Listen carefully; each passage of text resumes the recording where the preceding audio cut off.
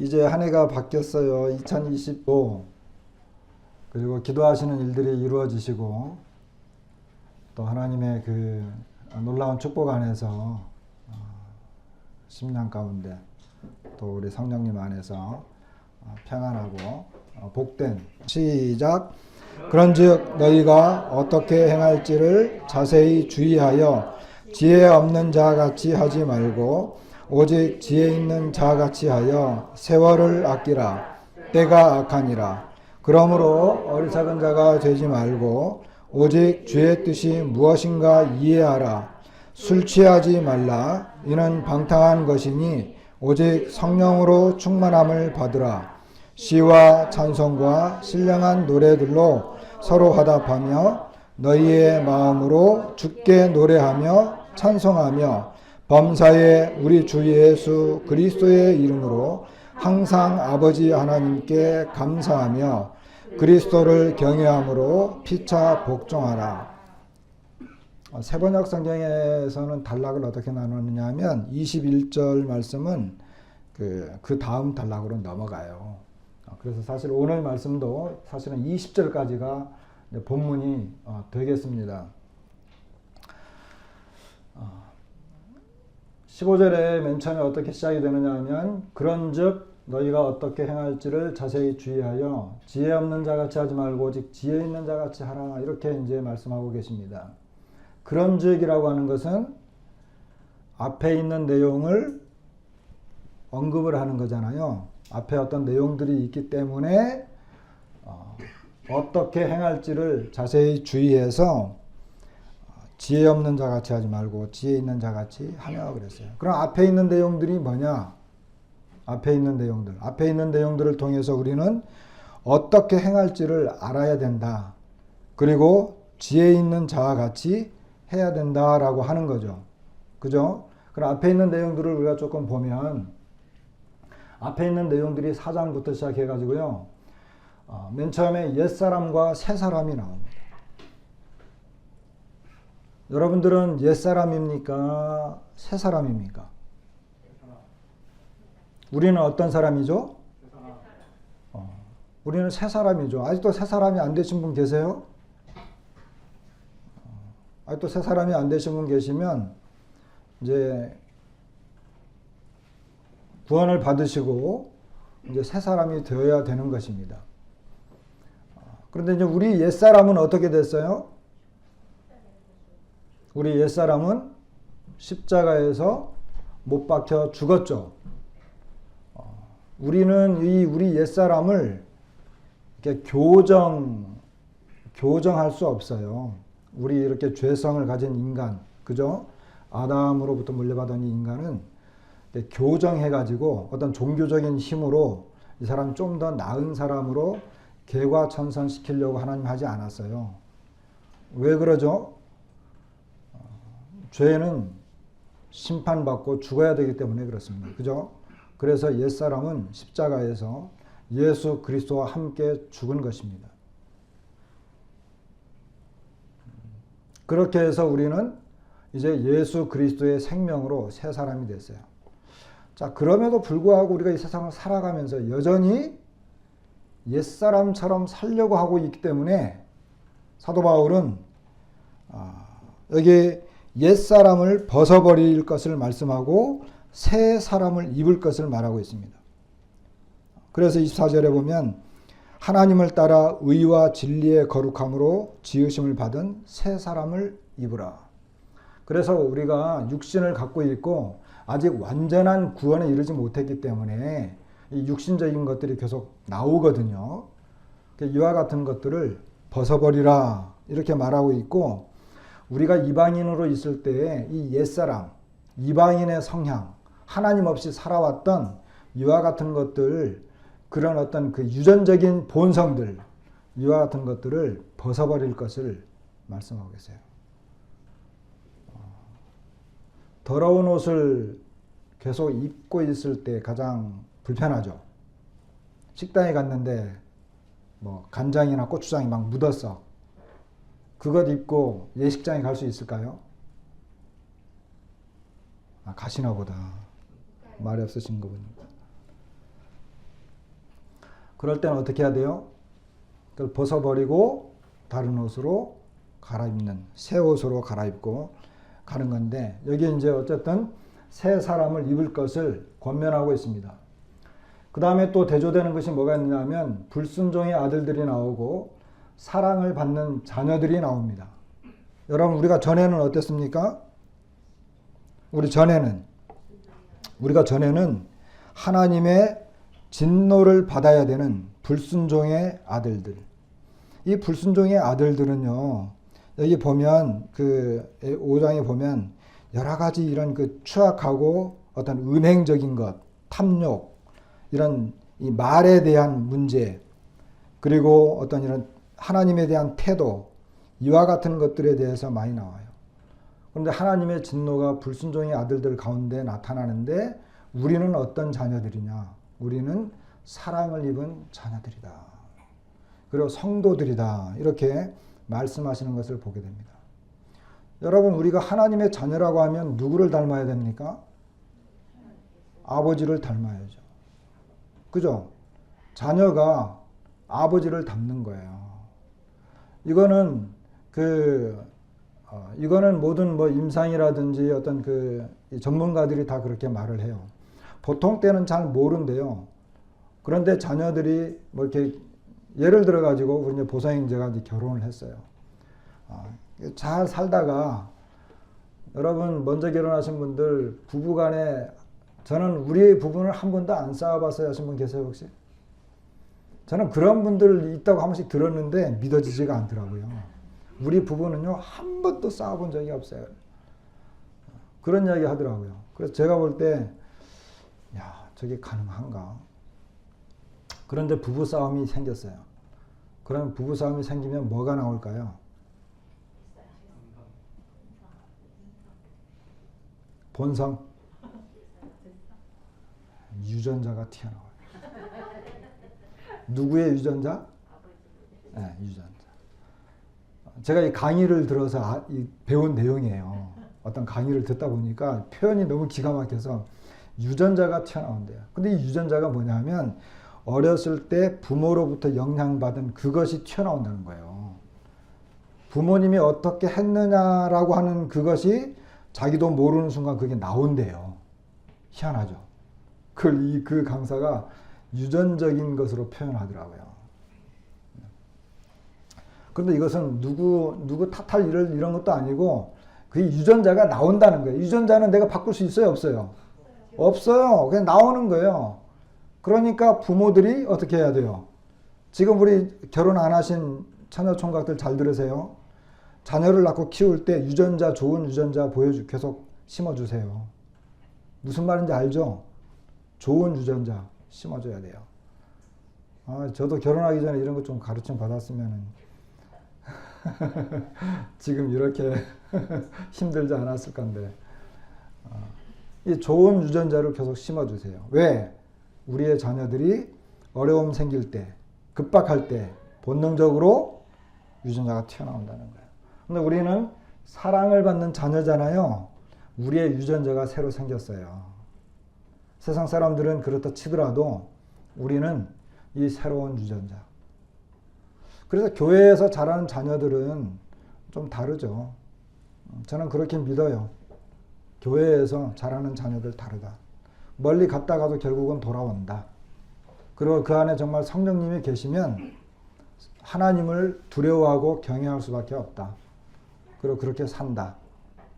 그리고 좋은 것들을 보아왔기 때문에 그 유전적인 것들이 발동하게 된다. 이렇게 이제 저는 생각을 합니다.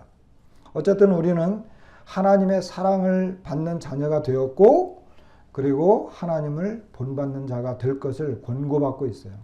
이것은 정말 놀라운 거예요. 여러분, 우리가 누구를 본받는다고요? 하나님. 다른 것이 아니라 하나님. 이 얼마나 놀라운 표현이에요. 이 세상에서 우리 본받을 게 많잖아요. 학교에서도 누구 본받으라고 많이 가르치고 위인전 많이 사주잖아요. 그런데 하나님 말씀에서는 사랑을 받는 자녀에게 하나님을 본받아라. 이것만큼 놀라운 게 어디 있어요? 야, 내가 정말 이방인으로 살 때, 그리고 이렇게 음행과 탐욕과 악한 이 모든 것들로 세상 때에 찌들어 가지고 살던 나에게 하나님을 본받으라니. 하나님의 자녀가 됐으니까 하나님을 본받으라니. 이것만큼 놀라운 정말 이런 그 표현이 없는 거예요. 근데 우리가 바로 그렇다는 거야. 세상 사람들 가면 뭐, 야, 누구 봐라. 어느 집 애들은 뭐 공부 잘해가지고 이랬다더라. 누구는 뭐 운동 잘해가지고 뭐 했다더라. 세상에 많은 것을 추구하고 있지만 우리에게는 하나님을 본받으라는 거예요. 그래서 교회에서는 우리들의 세계 속에서 그리스도인들에게는 하나님을 본받는 사람이 훌륭한 사람입니다. 하나님을 본받는 사람. 여러분 저를 본받지 마세요. 하나님을 본받으세요. 하나님. 이것은 굉장히 놀랍고 중요한 이 같은 내용이고, 그 다음에 이제 어둠. 우리가 전에는 어둠이었죠. 그죠? 전에는 우리가 어둠이었어요. 어둠이니까 뭐예요? 어둠에 속한 일들을 하죠. 그것은 말로 다 할 수 없을 정도로 부끄러운 행동들이었어요. 그죠? 그런데 이제는 뭐예요? 너희가 그리스도 예수 안에서 빛이라 이렇게 말하는 거예요. 빛이라. 예수님도 그랬죠. 너희는 세상에 빛이다 이렇게 말했어요. 그리고 빛이라는 거예요. 그리고 빛의 자녀다 이렇게 말하고 있어요. 그리고 빛의 열매를 맺는다 이렇게 계속 말하고 있는 거예요. 이렇게 바뀌었다는 거예요. 이렇게 바뀌었다는 거예요. 그러기 때문에 우리가 하나님의 자녀가 되었고 성도가 되었고 빛의 자녀가 되었고, 그리고 이제 우리가 살고 있는 세상은 우리와 이렇게 반대되는, 우리가 그 속에서 나왔기 때문에 그렇기 때문에 내가 이제는 어떻게 행해야 되느냐는 거예요. 어떻게 행해야 되느냐. 성경은 우리 사도 바울은 여기에서 어떻게 행할지를 자세히 주의하라 이렇게 말하고 있어요. 어떻게 주의해야 되느냐? 지혜롭게 행해야 된다는 거예요. 지혜롭게. 이 지혜는 이제 나중에 나오겠지만 주님 안에서만 가능합니다. 이 지혜라고 하는 것은 세상 지혜를 말하는 것이 아니기 때문에 세상적인 지혜는 어떤 순발력과 어떤 재치, 그리고 이 세상에서 이렇게 능력 있는 이와 같은 삶들을 많이 말하죠. 그런데 여기서 말하고 있는 지혜는 하나님으로부터 오는 지혜입니다. 이런 지혜를 지혜롭게 살아야 되는 거예요. 이 지혜를 말하고 있습니다.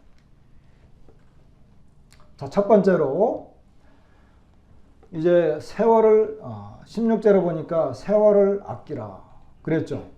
때가 악하다 이렇게 이야기하고 있어요. 여기 이쪽에 이제 주석을 좀 써놓았는데요. 세월을 이제 아끼라라고 하는 것은 사다라고 하는 거예요. 매점하, 그러니까 속량하다라고 하는 뜻입니다. 값을 주고 사다라고 하는 뜻이에요. 사다, 뭔가 구입하다 이런 뜻입니다. 매점하다. 그리고 이것은 시간이 제공하는 기회를 사라는 거예요. 다시 말하면 그 시간을, 기회를 최대한 이용하라라고 하는 뜻입니다. 세월을 아끼라라고 하는 것은 나라주에 있는 것처럼 기회를 사라는 거예요. 왜 그럴까요? 때가 악하기 때문에. 그럼 여기 악하다라고 하는 건 뭐냐? 때가 나쁘다는 거예요. 이거는 제가 사전에서 그대로 옮겨왔는데 때가 나쁘다는 것입니다. 즉 시간과 기회를 잘못 사용하도록 인도하려는 압박이나 많은 장애가 있어 위험할 수 있다는 거예요. 그러니까 우리가 살고 있는 이 주변은 우리로 하여금 실수를 유발하고, 그리고 저기 있는 것처럼 그 시간이나 기회를 잘못 사용하도록 유도하는, 오늘날 그리스도인들이 이 시간들을 어떻게 사용해야 되는지, 우리의 많은 시간들을 어디에다가 어떻게 써야 되는지, 무엇을 위해서 써야 되는지, 쉽게 말하면 여기 있는 것처럼 어떻게 행해야 되는지를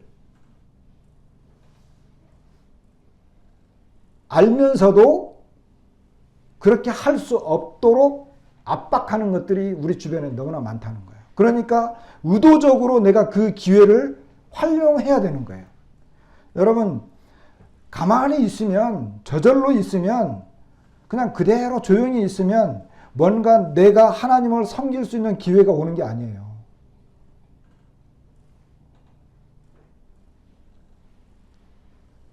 그럼 어떻게 해야 되느냐?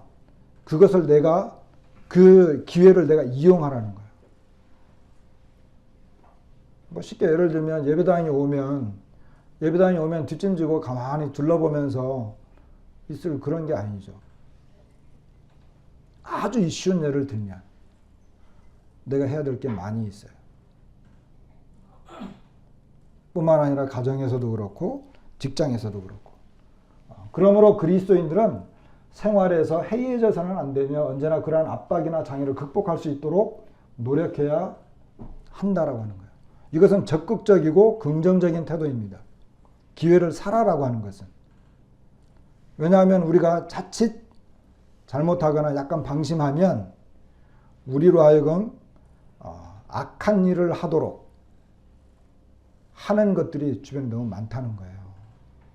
그렇기 때문에 내가 성경을 먼저 읽어야 되고 기도를 먼저 읽어야 되고 어려운 사람들에게 먼저 복음을 전하려고 하고 어떻게 하면 성도들을 도울 것인가를 생각해야 되고 주님의 일이 무엇인가를 계속해서 찾지 않으면 이 세상은 우리로 하여금 장애물들을 너무나 많이 이렇게 두고 있기 때문에 아니면 또 어떤 압박을 가해서 그것이 뭐 여러 가지로 나타나겠죠. 시간도 그렇고 어떤 건강도 될 수 있고 여러 가지 압박을 우리에게 해서 우리로 하여금 주님을 위해서 활용하지 못하도록 그렇게 막는다는 거예요. 그렇기 때문에 기회를 살아라고 하는 거예요. 여기 이 표현은 바로 그와 같은 표현입니다. 그래서 세월을 아끼라. 다시 말하면 기회를 살아. 왜? 때가 악하기 때문에 그렇다는 것입니다. 자, 두 번째. 그 다음에는 그러므로 어리석은 자가 되지 말고 오직 주의 뜻이 무엇인가 이해하라. 이 어리석다라고 하는 것은 그 주의 뜻이 무엇인가 이해하라라고 하는 것과 대조되고 그 위에 지혜 없는 자와 지혜 있는 자 이거 대조되는 것과 유사하는 거예요. 그러면은 어떻게 하면 어리석은 자가 되지 않고 지혜가 없는 자가 되지 않고 지혜로운 자가 되느냐? 주님의 뜻이 무엇인가를 이해하는 것입니다. 여기 주의 뜻이 무엇인가 이해하라. 이해하라라고 하는 이것은 말씀과 연관되어져 있어요. 이 단어 자체가 하나님의 말씀과 연관되어져 있어요. 스데반이 이 산헤드린 공회 앞에서 설교할 때 이스라엘 백성들, 그 조상 이스라엘 백성들을 책망하면서 그들에게 하나님께서 여러 가지 기적을 행하고 그들을 구원하신 것을 보여줬음에도 불구하고 그들이 깨닫지 못했다.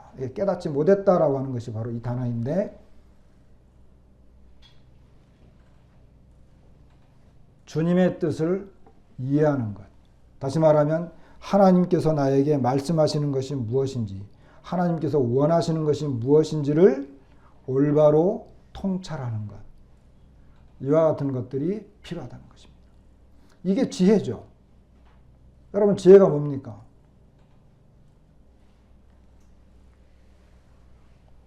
세상에서 말하는 지혜는 많아요. 여러 가지 어떤 그 명예와 경제적인 부에 대해서 민감한 사람들이 있죠.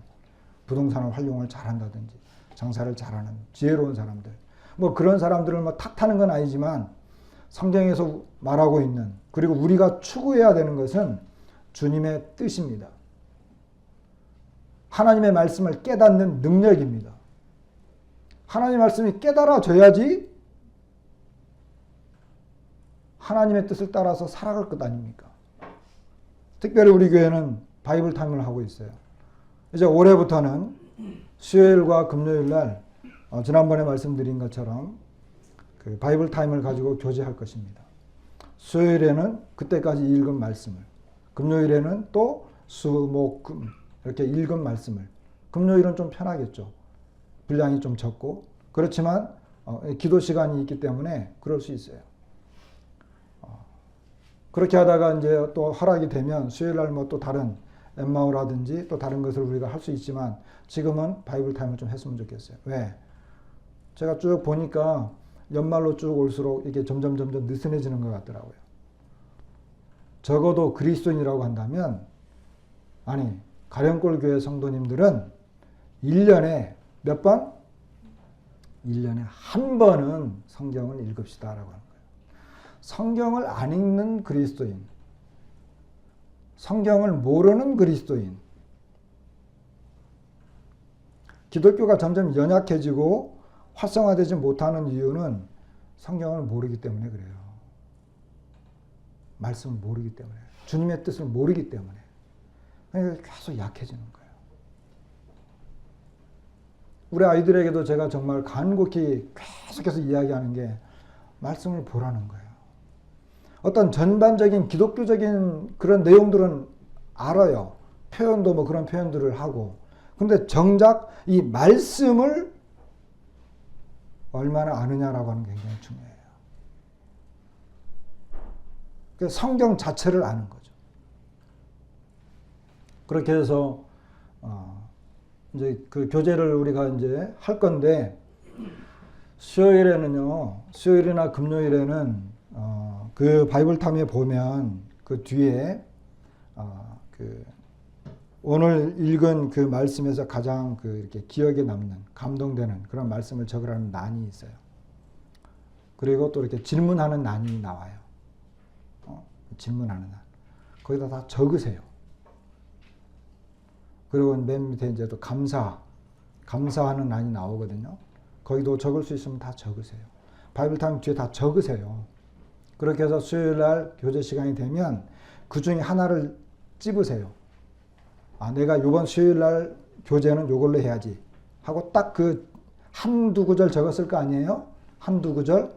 그 한두 구절 적은 그거를 가지고 그 말씀이 왜 내가 이 말씀이 가장 감동적이었는지, 가장 이렇게 기억에 남게 됐는지, 그 내용을 이야기하는 것입니다. 실제로.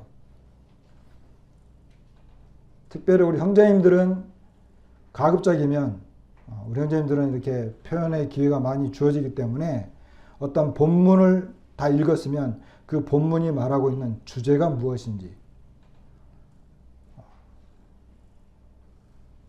단순하게 표현하지 말고 그 주제가 무엇인지, 이와 같은 것들을 이야기하면 더 좋겠다 싶은 생각이 듭니다. 그렇게 해서 그것을 꼬박꼬박 해 나가 보세요. 올해는. 그래서 두 번째는 이해하라. 주님의 말씀을 이해하지 못하면 어리석은 자가 되는 것입니다.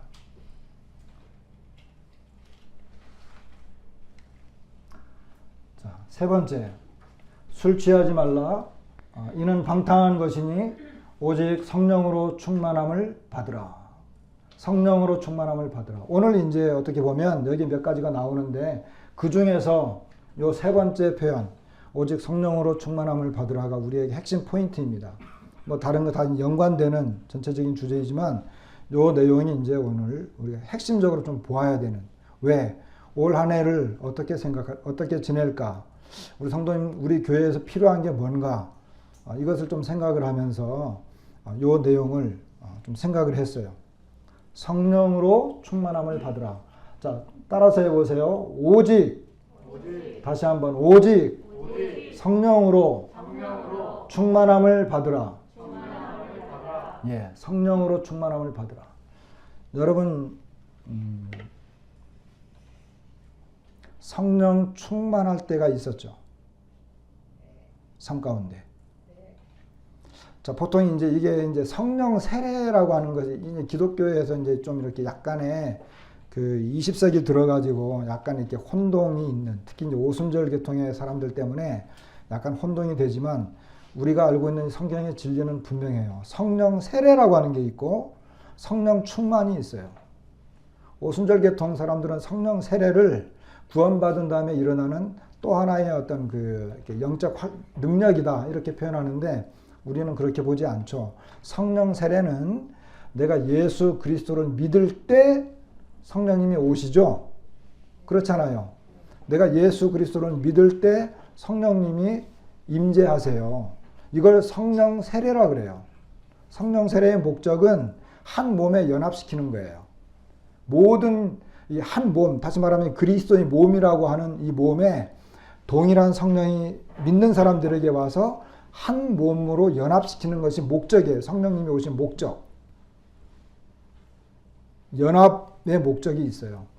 그래서 성령 세례는 믿을 때, 그리고 이것은 몇 번 일어나요? 생애 가운데 한 번 일어나요. 한 번. 뭐 두 번, 세 번 이렇게 일어나는 게 아닙니다. 한 번. 왜? 내가 구원받을 때 한 번 일어나는 거예요. 그죠? 그래서 생애 가운데 한 번 일어나요. 이것을 성령 세례라 그러고, 그 후에 내가 주님의 일을 하고 성령이 기뻐하시는 일을 할 때 뭐가 나타나요? 성령 충만. 성령 충만. 성령 충만은 성령 세례는 한 번이지만 성령 충만은 뭐예요? 성령 충만은 충만하기도 했다가 성령님이 근심할 때도 있고 이렇게 들쭉날쭉하죠. 그죠? 항상 성령이 충만하지는 않죠. 그러니까 성령을 근심하게 하지 말아라. 여기 에베소서 그 4장에도 그런 말씀이 나와 있고, 데살로니가 전서가에는 성령을 소멸치 말아라는 말씀도 있잖아요. 성령을 소멸치 말라라고 하는 것은 이 성령님을 없애버리라고 하는 것이 아니라, 성령님은 한 번 오시면 영원히 떠나가지 않아요. 인치심을 받았기 때문에 성령님은 어디 다시 가거나 그러지 않아요. 구약 때는 그랬어요. 구약 때는 사울에게 임한 사울 초대왕 사울에게 성령이 임했다가 성령이 떠나버렸어요. 그래서 악신이 들렸죠. 다윗이 범죄한 다음에 간절히 기도하기를 성령이 내게서 떠나가는 것을 떠나가지 않기를 간구했어요. 그냥 구약 때는 성령이 이렇게 개인적으로 임재했다가 떠나기도 했어요. 근데 신약에서는 그러지 않아요. 신약에는 성령께서 한번 오시면 우리를 결코 떠나지 않습니다. 성령으로 인치심을 받았고, 근데 성령 충만은 성령이 충만할 때도 있고, 성령을 이렇게 소멸치 말라라고 하는 것은 이 불을 끄는 것과 같은 거예요. 성령의 역사를 그냥 확 꺼버리는 거죠. 그런 거 하지 말라라고 하는 거거든요. 그래서 성령 충만은 들쭉날쭉합니다. 여러분 어떤 때 성령 충만했어요? 말씀 보고 기도할 때. 맞아요. 말씀 보고 기도할 때 성령이 충만하죠. 성령이 충만하면 어떤 현상이 나타날까요? 성령이 충만하면 어떤 현상이 나타날까요? 자, 우리가 말씀 보고 기도할 때 성령이 충만함을 느끼죠. 그죠? 그래요. 그러면 성령이 충만하면 어떤 현상이 나타날까요?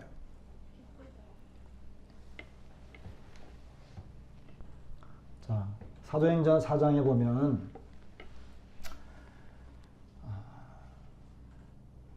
안전뱅이를 고친 다음에 사도들이 그 성전에서 이제 막 이렇게 이 복음을 전하니까 이 제사장들, 사두개인들이 이 박해를 시작하게 되는 걸 보게 됩니다. 어쨌든 자 5절에 보니까 이튿날 관리들과 장로들과 서기관들이 예루살렘에 모였다 그랬죠. 6절에는 대제사장 안나스와 가야바와 요한과 알렉산더와 대제사장의 문중이 이거는 뭐냐 하면 사내들인 공회가 열렸다는 거예요. 왜? 사도들이 나가서 막 복음을 전하고 예수 그리스도의 부활을 막 전하니까 그렇게 해서 잡아가지고 하지 못하도록 이렇게 하는 거예요. 그러니까 이 사도들이 그전에는 성령님이 오기 전에는 이렇게 막 숨어 있었잖아요.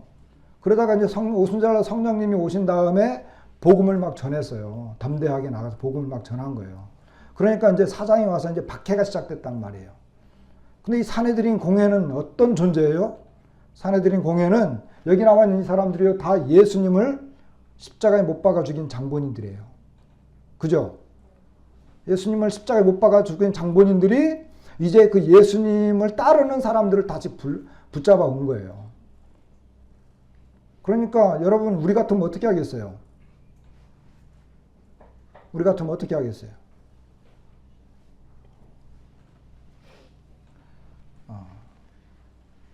실제로 보니까 사도들을 가운데에 세우고 묻되 너희가 무슨 권세와 누구의 이름으로 이 일을 행하였느냐. 굉장한 압박이죠. 얼마나 두렵겠어요.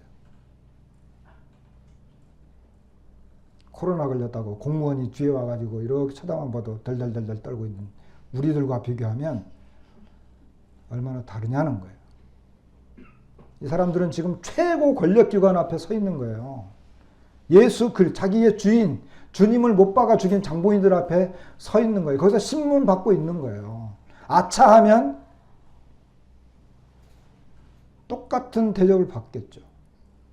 죽을 수 있는 운명이잖아요. 그런데 8절에 보니까 이에 베드로가 어떻게 했다고요? 성령이 충만하여 이르되 백성의 관리들과 장로들아. 쭉 가면서 13절에 가니까 그들이 베드로와 요한이 뭐라고요? 담대하게 말함을 보고 이렇게 이야기했어요. 여러분, 성령 충만의 현상 첫 번째가 뭐냐 하면 담대하다는 것입니다. 쉽게 말하면 성령이 충만하면 겁이 없어요. 담대해지게 돼 있어요. 성령이 충만할 때 나타나는 현상이에요. 성령이 충만하면 세상 권력 그리고 어떤 압박이나 박해 이런 것 두려움이 사라져요. 이 성령이 충만하니까 그들이 어디에 서든 간에 두려워하지 않았어요. 성령 충만한 것은 담대해졌다는 거예요. 그 현상이 그래요.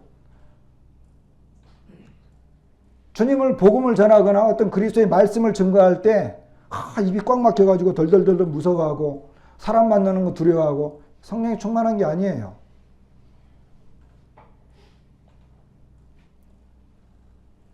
어떠한 구도자를 만나도 내가 복음을 전하겠다. 그리고 복음을 전할 준비를 하겠다.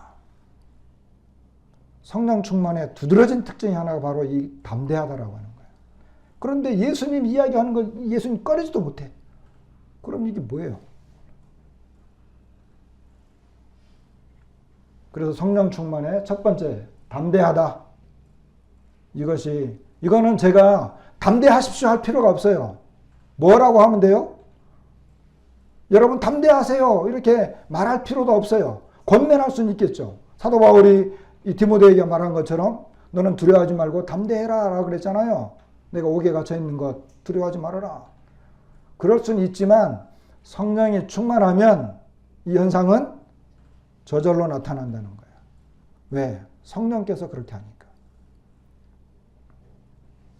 자, 두 번째, 성령이 충만하면, 자, 스데반이 이제 이 성령이 충만한 가운데 하는 내용이에요. 그 구절에 보니까 여러 사람들이 스데반과 더불어 논쟁을 했거든요. 근데 10절에 보니까 스데반이 지혜와 성령으로 말하면 그들이 능히 당하지 못했다. 성령이 충만하면 여러분 어떻다고요? 지혜롭다는 거예요. 아까 우리 에베소 본문에 나와 있는 것처럼 지혜가 나오잖아요. 성령이 충만한 사람은 지혜롭습니다. 하나님께서 성령님을 통해서 무슨 말을 해줘야 될지 말을 주시기도 할 뿐만 아니라 그 사람의 생각 자체를 변화시켜요. 성령이 충만한 사람은 하나님께서 어떤 알 수 없는 지혜를 주세요. 이해할 수 없는. 그래서 그리스도인들, 성령이 충만한 그리스도인들은 바보가 아니에요. 어리석은 사람들이 아니에요. 그들은 담대하게 말할 수 있는 지혜가 있어요. 그리고 하나님을 묵상하고 하나님을 배우면서 성령께서 주시는 지혜로 여러 가지 지혜를 가지고 상대방을 굴복시킬 수 있어요. 특별히 하나님의 말씀을 잘 사용하겠죠. 이것이 성령 충만의 특징입니다. 스데반도 그랬어요. 그래서 우리 그리스도인들은 그냥 말만 잘하는 게 아니라 또 말이 많은 것이 문제가 아니라 그 내면 속에 뭐라고요? 하나님께로부터 오는 지혜가 있다는 것입니다. 저도 그런 경우를 많이 발견해요. 복음을 전하다 보면. 그리고 교회에서도 이렇게 뭔가 생각하다 보면 하나님이 이렇게 지혜를 주세요. 어떤 것이 필요하고 이걸 어떻게 해야 되는지를 알려주신단 말이에요. 그리고 다른 분들과 교제하다 보면 다른 이런 전도자나 이런 설교자나 이런 사람들하고 이렇게 이야기 들어봐도 그들이 그때그때 어떻게 주님이 도우시고 필요한 말씀들을 주시고 어떻게 행동하도록 하게 했는지 지혜를 주신다는 거예요. 어떤 때? 성령이 충만할 때. 놀랍죠. 이건 놀라운 거예요. 이것은 뭐 이렇게 뭐 많은 학문이나 이런 걸 막 이렇게 담아서 되는 게 아니에요. 그래서 성령 충만하게 되면 성령 충만한 사람의 특징은 지혜롭다라고 하는 것입니다. 그렇기 때문에 성령 충만이 필요한 거예요. 세 번째, 오늘 본문에 있는 말씀 그대로인데 5장 18절에 보니까 술 취하지 말라 이는 방탕한 것이니 오직 성령으로 충만함을 받으라 그랬어요. 성령 충만 세 번째는 인격적이다라고 하는 것입니다. 술 취하지 말라 이는 뭐라고요? 방탕하다. 방탕하다라고 하는 건 뭐예요? 제멋대로다. 무자비하다. 앞뒤 분간을 못한다. 타락했다. 그러나 성령 충만한 사람은 인격적입니다. 성령 충만한 사람은 맨날 손 들고 뭐 할렐루야 하면서 다니지 않아요. 그런 것을 성령 충만이라고 하는 게 아니에요. 뭐 일반 교회 가가지고 앞에 뭐 찬양대가 쫙 멋있게 깔려있고 뒤에 밴드가 그냥 웅장한 음악을 틀어주고 경쾌하고 아주 멋있는 이 CCM 찬송을 쫙 들어주면서 앞에 있는 가수들이 그 좋고 좋은 그 음량으로 멋있는 찬양을 부를 때 정말 멋있고 감동되죠. 성도들은 일어나가지고 이렇게 막 손을 들면서 막 이렇게 할 그런 것을 요즘 사람들은 성령 충만이라고 말해요. 특히 젊은이들. 어떤 경우는 해당이 될 수도 있겠지만 성령 충만은 인격과 관계가 되어 있습니다. 왜? 성령님이 인격적인 분이기 때문에 그렇습니다. 성령님 그분 자체가 인격적인 분이에요. 성령님은 하나님이에요. 하나님의 속성을 그대로 다 갖고 계세요. 그래 그거는 죄를 싫어하고 화목하기를 기뻐하고 예수 그리스도를 사랑하고 예수 그리스도의 영광을 드러내는 예수님이나 성령님이나 동일한 것이 하나 있다면 하나님의 영광을 위해서 역사한다는 거예요. 근데 그것이 어떻게 나타나느냐? 인격적으로 나타난다는 것입니다. 성령님은 철저하게 인격적입니다. 여러분 술 취해가지고 인격적으로 보이는 사람 있어요? 술 취했는데 굉장히 인격적으로 보여. 그런 사람 있나요? 술 취하면 개가 되지 인격적인 사람이 되는 게 아니에요. 그래서 여기 두 개를 비교를 한 거예요. 술 취한 사람과 성령이 충만한 사람 공통점이 하나 있어요. 그건 뭘까요? 아까 언급했던 것 중에 하나예요. 네. 용감하다는 것입니다. 평소에 말도 안 해. 한쪽이 가만히 있어. 근데 술 취하면 온 동네방네 나가가지고 자기가 대장이야. 뭐 다 그런 건 아니지만은 그런 사람 많이 있잖아요, 주변에. 끄덕끄덕 하는 사람은 많이 봤다는 거예요, 지금. 공통점이 있다는 거예요. 용감하다는 거예요, 용감하다. 담대하다는 것입니다. 그런데 성령님은 인격적인 분입니다. 그리스도인들은 성령이 충만할 때 굉장히 인격적입니다. 근신하고 절제할 줄 알고 사랑하게 되고 이런 것들이 이제 있는 거죠. 그래서 세 번째는 이제 인격적입니다. 방탕과 비교되는 거죠. 자, 그래서 성령 충만이라고 하는 것은 이제 성령 충만에 관계된 부분을 이제 결론을 내면 사랑을 받는 자녀. 아까 이제 에베소 5장 1절에 나와 있는 것처럼 사랑을 받는 자녀로서 하나님을 본받는 뭐라고요? 정상적인 그리스도인의 삽니다. 여러분, 우리가 성령 충만하지 않고 그럼 뭐에 충만해서 살 거예요? 그렇지 않아요? 내가 성령에 붙잡혀서 성령 충만한 삶을 살아가야 되지. 내가 어떤 삶을 살 거예요? 그리스도인으로서. 아니 여기 있는 표현되는 것처럼 사랑을 받는 하나님의 자녀로서 내가 하나님의 자녀인데 내가 무엇으로 충만하면서 살아가야 돼요? 내가 정말 정상적인 사람이라고 한다면 내가 정상적인 그리스도인이라고 한다면 하나님의 사랑을 특별히 받은 사람이라고 한다면 내가 뭐에 충만하면서 살아가야 되겠어요? 성령 충만은 어떻게 보면 조건이 아니에요. 성령 충만은 정상적인 거예요. 매우 정상적인 거예요. 그리스도인으로서. 물론 우리에게 성령의 충만함, 성령으로 충만함을 받을 것을 권고하고 있지만 이것은 권고와 함께 그리스도인이 가져야 되는 가장 정상적인 것입니다. 그래서 성령 충만은 오늘 우리에게 어떤 내가 성령 충만하면 뭔가 할게요 이런 게 아니고 성령 충만한 것이 나의 삶이어야 된다고 하는 것입니다. 그렇게 되면 아까 우리가 보았던 이런 현상들이 나타나게 되는 거예요. 뭐 지적 충만, 어떤 감정 충만, 어떤 인성 충만 이런 걸 말하는 게 아니에요. 성령으로 충만한 것. 이것은 그리스도인으로서 매우 합당하고 정상적인 삶이 있어야 된다. 내가 무엇으로 충만하면서 살아가겠어요?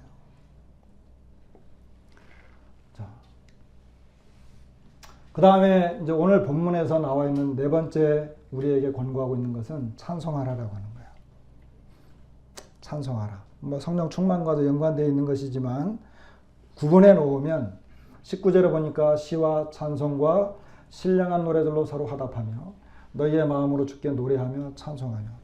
제가 여러 번 이야기했는데요. 잘 안 되더라고요. 예배 시간에 우리 큰 소리로 찬양 좀 합시다. 예배 시간에 첫 번째는 큰 소리로. 아멘도 큰 소리로 하십시다. 제가 감사할 때 좀 마음에 안 드는 부분이 있을지 몰라도 그래도 하나님 앞에 감사합니다 이런 표현을 하는 거잖아요. 그러니까 아멘 큰 소리로 하면 좋잖아요. 큰 소리로 아멘, 큰 소리로 찬양하는. 찬양이 넘치는 교회가 됐으면 좋겠어요. 매주 한 분씩 나와서 특송할까요?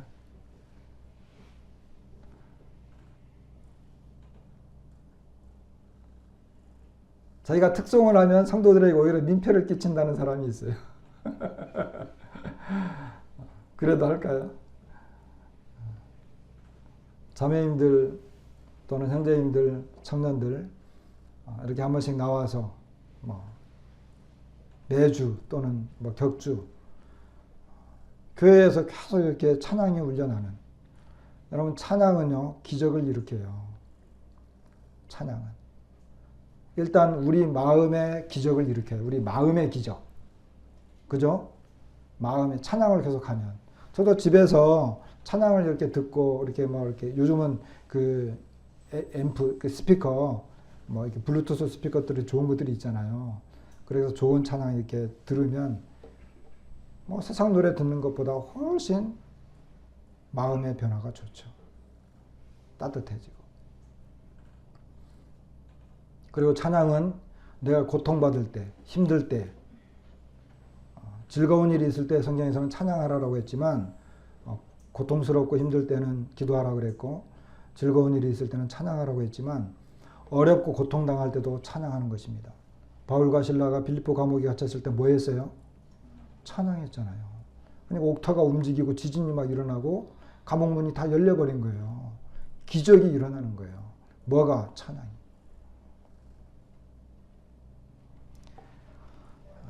그래서 찬양. 교회에 찬양이 넘치면 기적이 일어나요. 이것은 틀림없는 사실입니다. 교회에 왔더니 참참해. 교회에 왔더니 너무 조용하고 너무 진중해. 그럼 숨이 막힐 것 같잖아요. 근데 교회에 왔더니 그냥 어린아이들도 찬양하고 젊은이들이 기타 치면서 찬양하고. 저는 우리 교회 보성의 이제 기타리스트죠. 강희권 형제님 오늘 강희권 형제님도 기타리스트죠. 얼마든지 앉아서 찬양하고 주변에 기타 치고 막 이렇게 반주하고 이러면 옆에 와서 같이 찬양을 하고 싶어지더라고요. 이런 것들이 계속 일어나면 좋아요.